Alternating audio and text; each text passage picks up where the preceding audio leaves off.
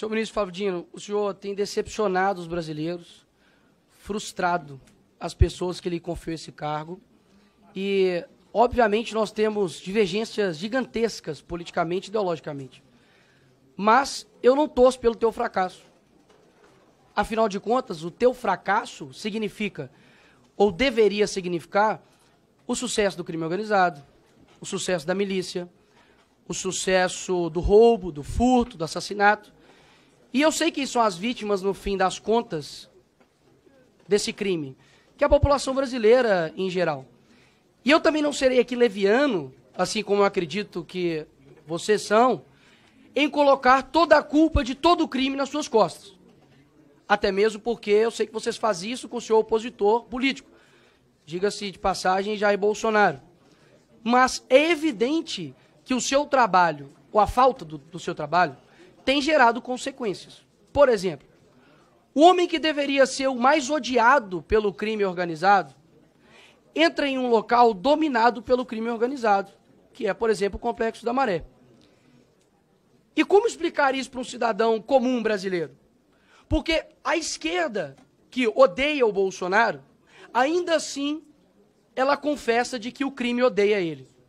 E odeia, inclusive, o ex-ministro da Justiça, Sérgio Moro, que inclusive teve ameaças, né, de matar a sua família.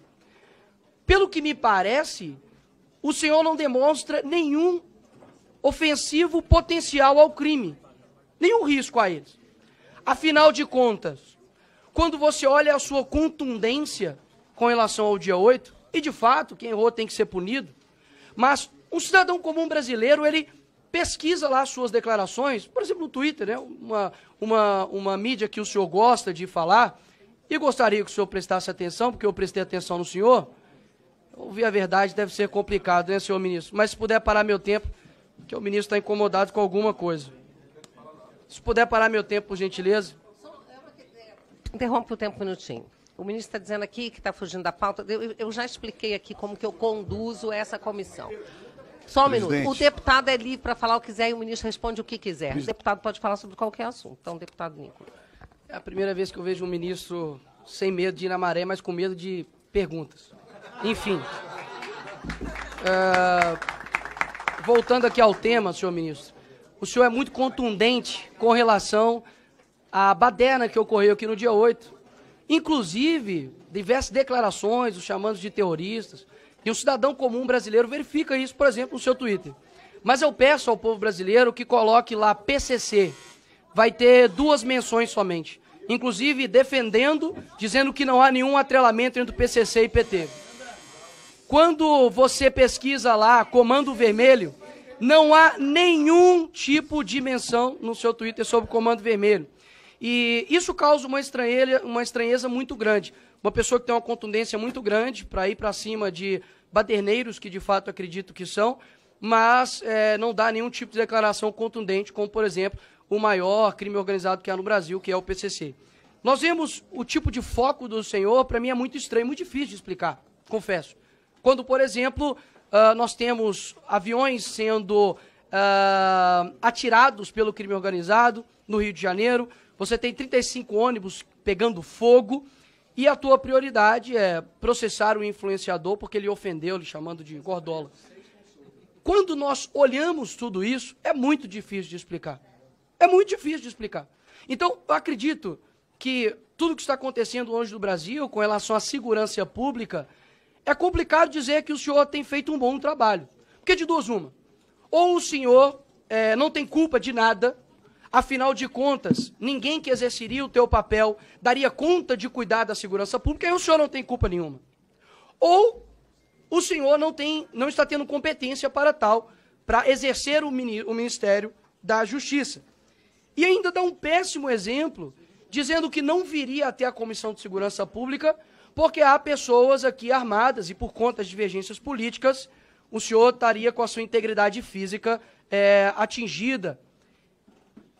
Isso fere não somente aqui o parlamento, mas além de tudo de ser uma mentira. Porque os deputados não vêm aqui trabalhar armados, senhor ministro. E o senhor sabe disso, ou ao menos deveria saber, como o senhor gosta de insinuar para as pessoas. Agora, quando nós olhamos para para os outros demais acontecimentos, a tua eloquência, o teu discurso, a tua fala, né, o teu deboche, o teu desrespeito, vem perdendo a graça. Inclusive até a própria velha mídia tem te descrito o senhor como animador, né, de auditório. Porque o teu discurso, ele não sobrepõe a realidade das pessoas, horas. A realidade que vê um ministro focando em fiscalizar a oração de pastor, mas não vê um ministro atuante no que se diz respeito aos crimes que estão acontecendo no dia a dia. Ou seja, eu não estou aqui para poder torcer pelo teu fracasso, ministro Flávio Dino. Eu estou aqui para poder deixar bem claro que as suas declarações, e por mais que faça uma ginástica mental absurda, de que vocês precisam interpretar, é sempre nós, né? É como se o ministro fosse um iluminado.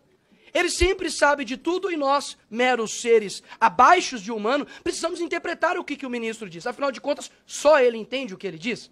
Até mesmo porque quando ele diz que a Polícia Federal está a serviço da sua causa, Lula, e do Brasil, aí o senhor diz que é uma mero dificuldade de interpretação nossa. Eu digo o contrário. As suas ações demonstram que o senhor tem feito com a Polícia Federal o que vocês acusavam de Jair Bolsonaro fazer na Polícia Federal. E agora nós temos uma brusca absurda de apreensão de cocaína e maconha, por exemplo. Redução de 28,6% de apreensão de maconha, comparados ao mesmo tempo do ano anterior, e 31,4% de redução de apreensão de cocaína. Ou seja, não está tendo coerência nas suas falas e nas suas ações. Isso, inclusive, eu acredito que tem atrapalhado o seu próprio chefe, Lula. Porque hoje isso é uma pesquisa que a aprovação tem caído no governo. Eu não sei quem te assessora ou se é da sua cabeça, mas essas declarações não têm ajudado o teu próprio governo, porque eu tenho certeza que a pauta número 1 no Brasil é a segurança pública.